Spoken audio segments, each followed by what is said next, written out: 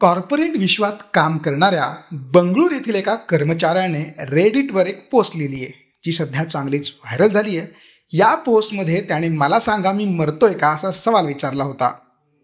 नक्की या पोस्टमध्ये आहे तरी काय पाहूयात। तर तुम्हा सगळ्यांप्रमाणेच मी देखील एक कॉर्पोरेट विश्वात वावरणारा गुलाम आहे। मी जे काम करतोय त्या कामाच्या चक्रात मी पुरता पिचून गेलो आहे। 3 वर्ष झाली आहेत। रोज मी 14 ते 16 तास काम करतो आहे। हे 14 ते 16 तास मी काम किंवा त्याच्याशी संबंधित इतर काम करतो आहे। ऑगस्ट 2022 मध्ये मी कंपनी जॉईन केली। 3 वर्षात माझं वजन 24 किलोंनी वाढलंय। माझ्या झोपेचं मागची 3 वर्ष झालं खोबरं झालंय। रोज रात्री मला झोपायला 2 वाजतात, सकाळी 9 वाजता मला ऑफिसला पोहोचावं लागतं। माझं व्यक्तिगत आयुष्य संपलंय। मागच्या 2.5 वर्षात मी बंगळुरू सोडून कुठेही गेलेलो नाही। नंदी हिल्स तर बंगळुरात आहे, मी तिथेही जाऊ शकलो नाही।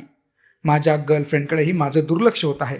माझ्यासाठी समाधान एवढंच आहे की ती माझ्या आयुष्यात आहे।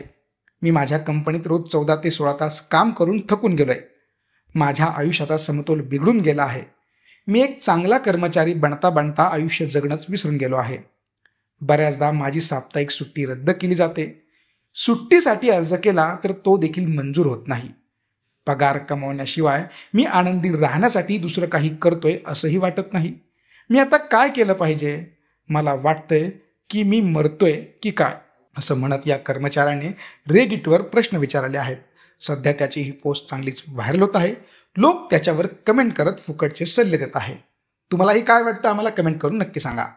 सोशल मीडियाच्या भाऊ गर्दीत विश्वासार्हतेने चकाकणारे नाव म्हणजे लेट्सअप मराठी। सगळ्यांना, सगळ्या नागरिकांना ती स्पीच, ती लेट्सअप वरील मुलाखती म्हणजे विचारांचा खजिना।